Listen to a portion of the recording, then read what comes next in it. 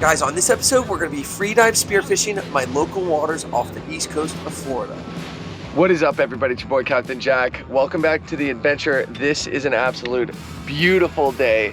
It is glassy, but we only have a certain amount of time because the wind is going to pick up in the afternoon. Right now, we're doing some fishing. We got John, my dad, and Al. John and I are definitely going to get in the water here soon. We've been fishing and not really catching a whole lot. So we got the sonar right here. Look at that. There we go. Oh, there he goes. Hooked up. All right, he got a fish. Al, still struggling. It's really crazy that we see all that structure and all that stuff on the bottom, but we're only getting a bite here and there. So we're gonna see what he pulls up. If it's a trash fish, John and I gotta get in there. It is a porgy. There's something following it. Oh, Trigger's following it. It looked like a grouper coming up, didn't it? All right, so he got a porgy. That's not, you know, I mean, if I could choose a porgy or a mutton snapper, you know you're always gonna choose that mutton. We're getting what's biting, so now we're gonna be selective. We're gonna go down there with our spear gun. We're gonna get in the water, we're gonna do some chumming. I'm gonna bring the flashers. Like I said, grouper is closed, so we're looking for snapper, pelagics. I will walk you through with some voiceovers. We're gonna suit up and I'll see you in the water.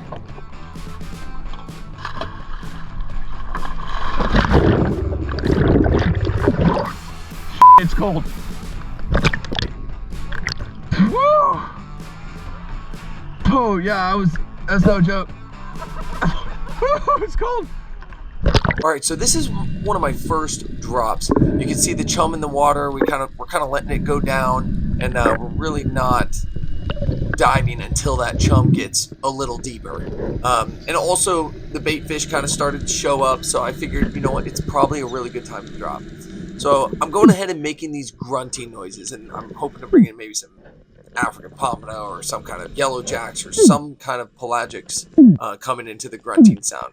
But nothing comes in yet. I kind of descend. I could go straight to the bottom, but I decided to kind of just hover a little bit, doing that grunting sound, hopefully that something comes into the flashers. Nothing really does come into the flashers per se. I mean, it might have. I know those barracudas kind of gave it some attention, and then also that kind of brought some other fish, and I see it in just about a second.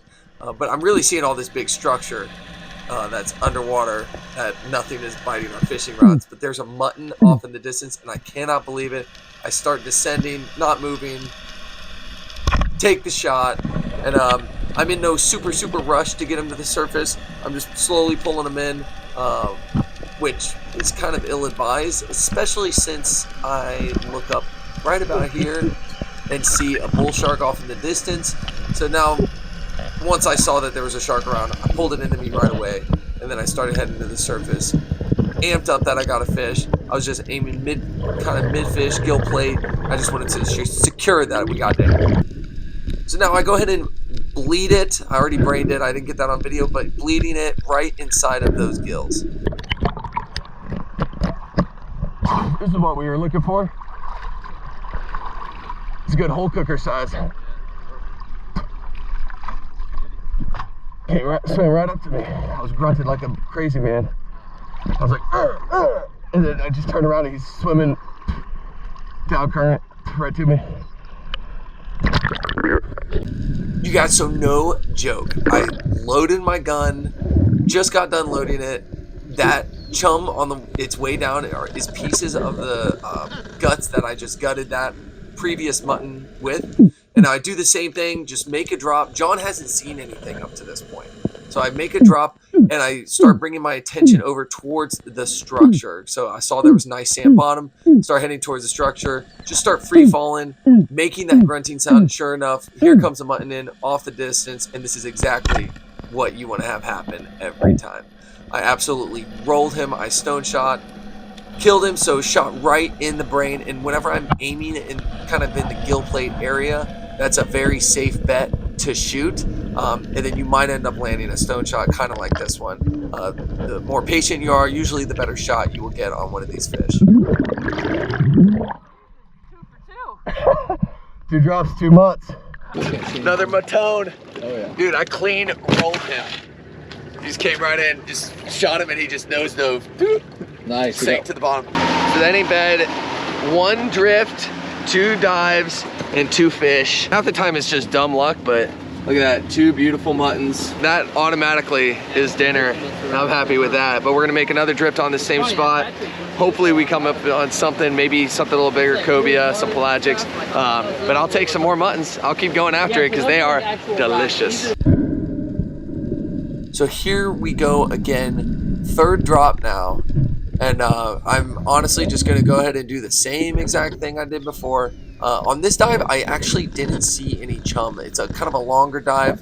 Oh wait, there's the chum. Okay, never mind. I saw chum getting down at the bottom, and as I'm going down, kind of looking around, kind of descending. Sure enough, see some chubs in the distance, and there's a mutton with him, and it's a good sized mutton. He was kind of spooked though. John was talking about it. He said he saw a shark kind of cruising around, and I'm assuming maybe that's what's spooking these fish. But you see that I kind of shown him a little too much interest. I shouldn't have reached out my gun until he came in a little closer, and I do it again there. I should have just tucked my gun, waited for him to really come in since I knew I was just going to descend to the bottom. But another fish came around off to my left. Could have landed a better shot, but I got him kind of almost in the belly area. But honestly, I don't mind that shot. I'm aiming gill plate. That's a safe shot. Shot a little low. He could have actually probably darted a little bit right before I shot, which caused that gut shot. But it ends up working out in the end, and you'll see why in just a minute. So I'll show this clip again. You see me braining the fish right behind the eye and up at the top. That's actually a question a lot of people ask me, where I brain them, how do I brain them. And same thing with the gills. Between the gills and the belly is where I cut whenever I'm bleeding the fish. And you'll see me chumming here. I love gutting my fish. Saves on ice, and it also makes the meat a lot easier to clean when you're filleting the fish. So here is I think my 4th drop. And same thing, make a drop, grunting, waited for the chum to get kind of towards the bottom, almost out of sight.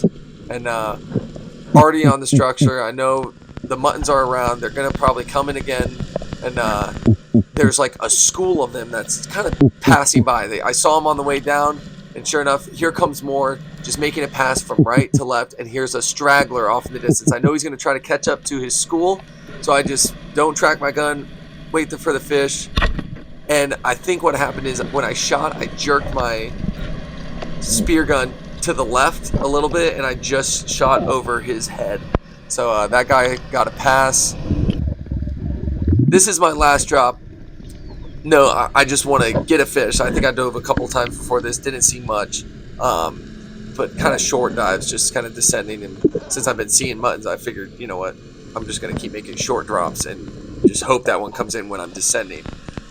So I was doing that, and I was able to cover a little bit more ground, making short drops instead of just sitting at the bottom for a super long time. That's what I did on this dive. Started descending to the bottom. I felt really good on the dive, and just same thing, panning around, looking around.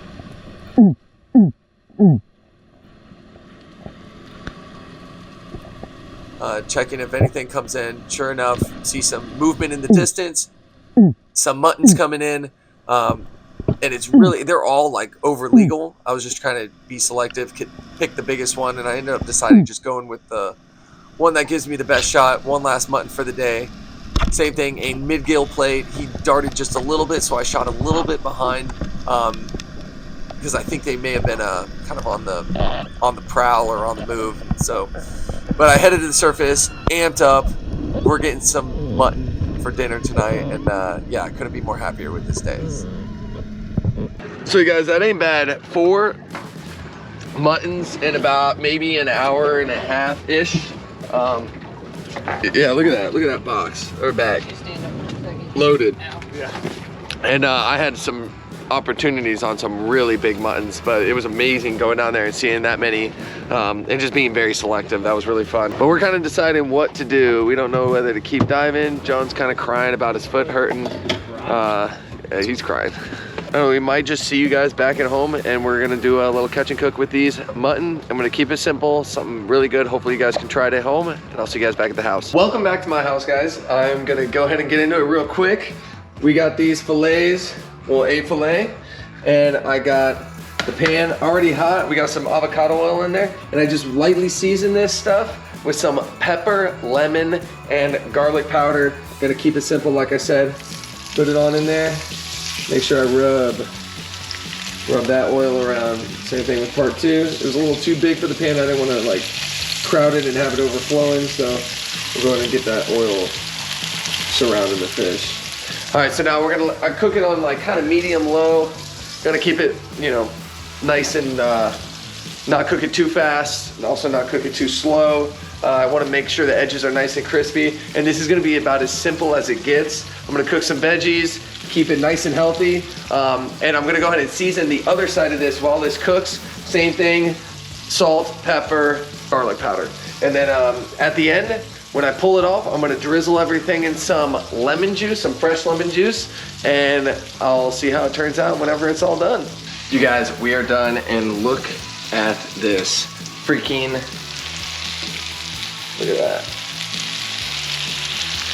Nice and crispy. That seasoning kind of just cooked right in perfectly. And then I got bored, so I just did some avocado and some tomatoes, just keeping it simple. And then at the end, I'm gonna drizzle everything, including the avocados and tomato, in some lemons. And yeah, that will be the final meal. I'm gonna go ahead and dump this on.